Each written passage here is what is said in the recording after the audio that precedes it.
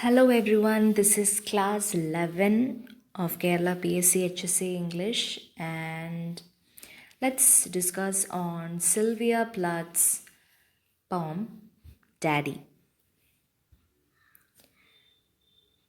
So before moving on to the poem, let's discuss some details about Daddy.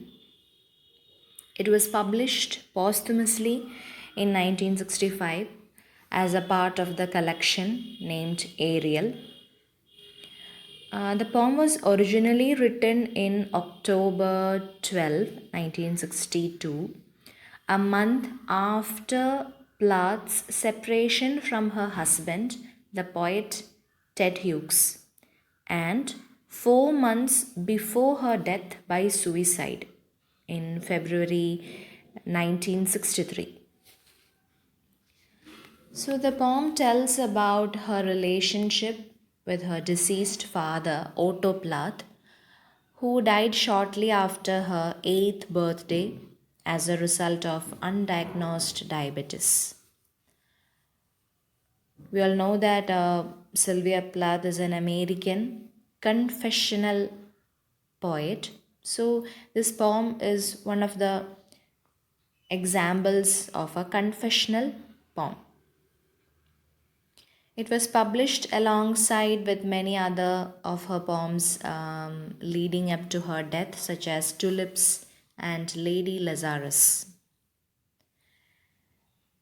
The poem employs controversial metaphors of the Holocaust. Plath wrote the poem in quintains. Quintains means 5 lines with irregular meter and irregular rhyme. The rhyming words all end with an oo vowel sound, like the words through, you, blue, do, and shoe. So, the poem comprises of 16 stanzas with 5 lines each. So, in the poem, we can see Plath as a girl with an Electra complex. Sylvia Plath regards her father as her greatest tormentor, but at the same time, father has always been an obsession with her, denoting the Electra of an admiration. And Daddy belongs to the last phase of Plath's creative life. So let's move on to the poem. Daddy. You do not do any more black shoe, in which I lived like a foot for 30 years, poor and white, barely daring to breathe or echo. So, from the first line itself, we can realize that the person whom the poet is talking about is no longer alive, is no longer there. And we all know that subject is her daddy. So that's why she repeats, you do not do, you do not do. But she does not express the loss or sadness. Instead, there is a particular, this is a very particular nature of a father-daughter relationship. The poet compares her father to a black shoe. Very strange, very rare comparison.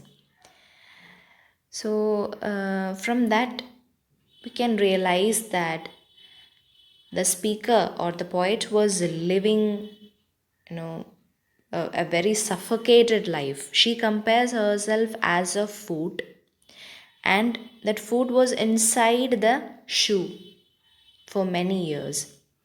She has been forced to live 30 years in that shoe. The foot is poor and white because for 30 years it was being suffocated by the shoe and never allowed to see the light of the day, or experience of fresh air. As I already said, her father, Autoplath, died during her 8th birthday. But still, she had that, the all the memories and experiences with her father till the the full 30 years of her life. And the last line in the stanza reveals that the speaker, now she no longer feels any suffocation by her father, but she still fear him. In fact, she expresses that her fear of him was so intense that she was afraid to even breathe or sneeze. Achoo. Achoo is sneezing. Daddy, I have had to kill you. You died before I had time. Marble heavy, a bag full of God, ghastly statue with one grey toe, big as a Frisco seal. So, in this stanza, we can see that the poet reveals her desire to kill her own father. I have had to kill you. And but the speaker actually did not have time to kill her father, because what happened, he died before she could manage to do it. She was only 8 years old. She does not make this confession regretfully or sorrowfully. Rather, she calls him a bag full of God, because she also viewed her father as a god. She feared her father. She also describes him as a ghastly statue with one grey toe, big as a Frisco seal. So, this description of her father as a statue tells that she has no feeling for him. A Frisco seal refers to one of the sea lions that can be seen in San Francisco. So, when she describes that one of his toe is as big as a seal, reveals to the reader that how enormous and overbearing her father were towards her. He was hardened. He had no feelings for her as a daughter, and now he is no more. He is dead, and she thinks uh, him, looking like as a enormous, big, ominous statue. And ahead in the freakish Atlantic, where it pours bean green over blue in the waters of beautiful Nauset, I used to pray to recover you, ac dew. So in this stanza, the speaker describes the scenery of the Atlantic Ocean and the beautiful area of Nauset. She also uses the word freakish to before the descriptions of this beautiful Atlantic Ocean, and this reveals that uh, even though her father may have been a beautiful specimen of a human being, he was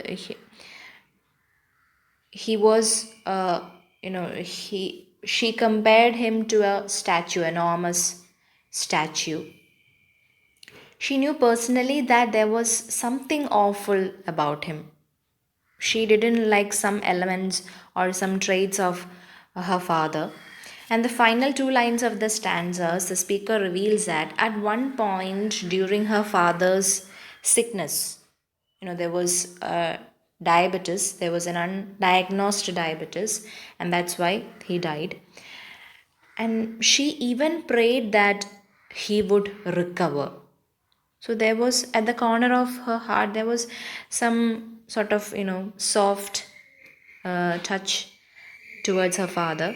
And the last line of the stanza is a German phrase, no? Ach du, and that means oh you.